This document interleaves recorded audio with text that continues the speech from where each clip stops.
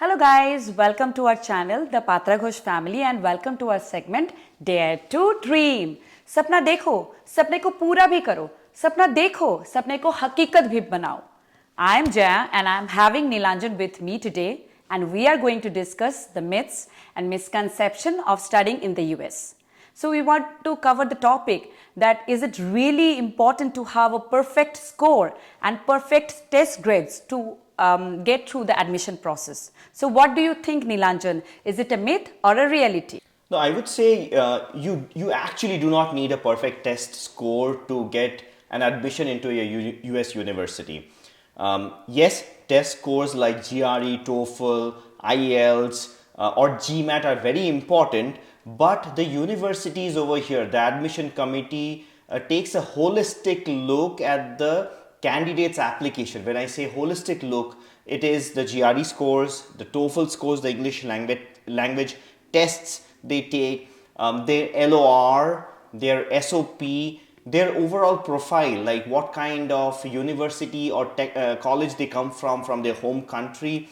At the same time, their GPA also matters a lot, and their extracurricular activities or community contributions. So it's a package, I would say, which the admission committee considers rather than just the test scores. So it's not true that having perfect test scores will help, but obviously higher test scores will enable the candidate to be considered more, but it is not the only factor. Okay, nice to know. Can you please tell us what is this LOR you are talking about, and how does it has significance on the entire application process? Sure. So LOR stands for Letter of Recommendations. So generally any university where the student is applying, they need 2 to 3 letters of recommendation from the candidate. Now the letters of recommendation can be from your previous professors who were teaching you in your undergrad, for example BTech or your Bachelor of Science or Bachelor of Commerce, wherever you did your bachelor's or your undergrad. Now it can be from your managers where you work. For example, if you work for any of the corporate, you can take letters of recommendation from your peers or your managers. So generally what happens is the recommenders can provide letters of recommendation on the university letterhead or the company letterhead, or it can be in the form of just a letter of recommendation on a piece of paper which you can upload. But universities do require the candidate to provide email addresses of those professors or your professional contacts. Right. Now it's better to give email addresses so that the format is directly sent to their email addresses. तो क्या होता है कि professors का जो email address है, for example any of the email addresses which ends in .edu domain or probably the company domain, it's Right. better to get those email addresses, those professional email addresses, put into the university's application portal and let the university send them the format and let your recommenders provide the letters of recommendation through their official email addresses. So that is something which is suggested in the admission packet. Right तो हम जब बात कर रहे हैं LOR के बारे में, लेटर ऑफ रिकमेंडेशन के बारे में, तो जो एस्पायरिंग स्टूडेंट है उनका अगर कोई प्रोफेशनल एक्सपीरियंस रहा, लाइक इंडस्ट्री एक्सपीरियंस रहा, and then when the university is asking for 2 letter of recommendation, so what do they do actually? They should give one from their professor from the previous university and one from their manager or close supervisor from the company? So it depends again on the program they are applying to. For example, if they're applying to a PhD program, it's better, it is preferred to provide the recommenders from their previous universities because they will be performing more towards a research work, towards any kind of their thesis or their PhD work. So it's better to provide educational recommenders rather than any of the professional. But there is no thumb rule to it. It depends on what kind of coursework you want to take. For example, if you want to go for a management kind of a course, for example, management information systems or a master of business administration or probably masters in accounting, in those kind of courses, it's better to get recommendation from your peers or your managers, like professional contacts who who knows your work, whom you have worked with. Day-to-day work. Day-to-day work, who knows about your leadership skills, who knows about how you manage time, how you implemented something. Like your strengths. Your strengths in your professional life. Right. Not technically. Obviously, technically, they will be able to provide some context, but at the same time, you will probably be more involved in the industry. So you need other skill set as well. So it's better to provide for those coursework. It's better to provide some kind of professional recommenders, email addresses or contacts. Yeah, going back to the application packet, you mentioned that they should have a proper SOP. So what is this SOP stands for, and what is the importance of this SOP in the entire admission process? Sure. It is very important actually. So SOP stands for Statement of Purpose. Now, as part of the admission packet, you provide your transcripts, your grades in your undergrad, your GRE TOEFL scores, your IELTS scores, or your GMAT scores. So the admission committee already knows about it, but they know nothing about your background. What kind of background you came from? What is motivating you for taking an admission into this coursework? For example, let's say you want to go for a MS in computer science or MS in data science. So what is motivating you actually to get to this, to do this coursework? What you want to do in future? Those kind of aspects the admission committee wants to know. Right. Also, you can probably highlight some of your extracurricular activities. For example, if you were good in sports, any kind of sports, it can be cricket, soccer, it can be chess, it Dancing, can be singing, any kind of extracurricular activities. If you were good at, if you have certificates, or even community service. So it is a holistic approach which the admission committee takes into consideration. It's an overall profile, Overall of profile, the actually. student. Yeah. Exactly. So that is how they get to decide whether you have shown leadership skills, how much contribution you have given to the society as a whole. It's not only about your growth. The university wants to know how you can contribute towards the society as well after you graduate, because it's always giving back. It's not only about yourself, it is how you can give back and make sure your surrounding society is benefited out of your skill set. So try to provide that context. What are your future plans for yourself as well as for the society, so that the university can know about it and probably be able to help you in the admission process. Right so दोस्तों statement of purpose बहुत important होता है, क्योंकि इसमें सिर्फ आपका technical knowledge ये सब नहीं, आप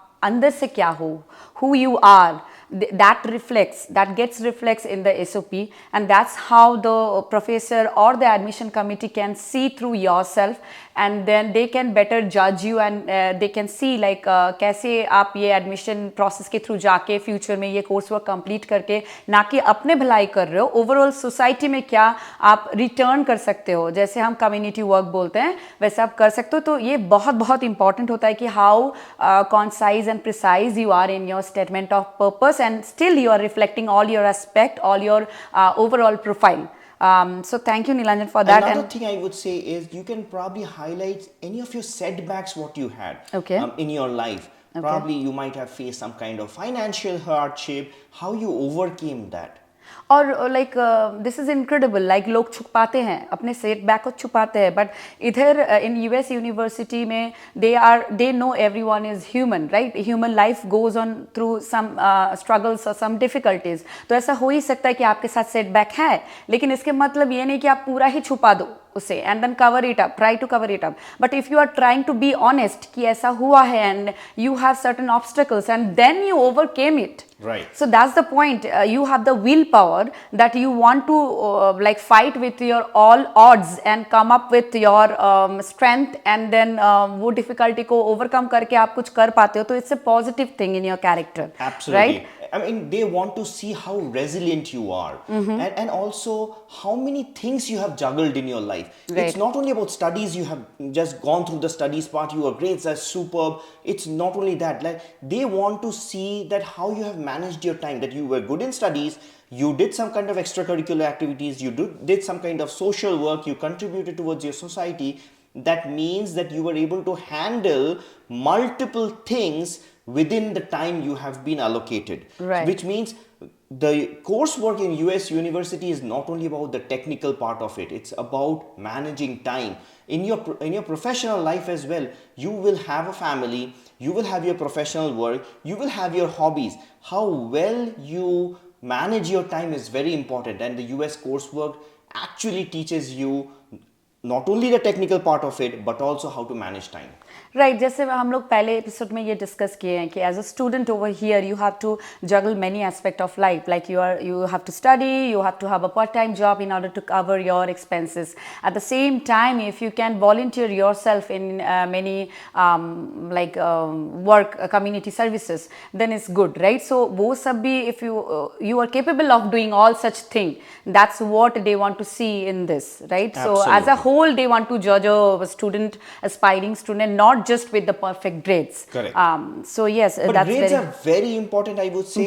I mean, having higher grades in your GRE TOEFL scores, in your test scores, will obviously help you to get into it. That is the most important, but that is not the sole criteria.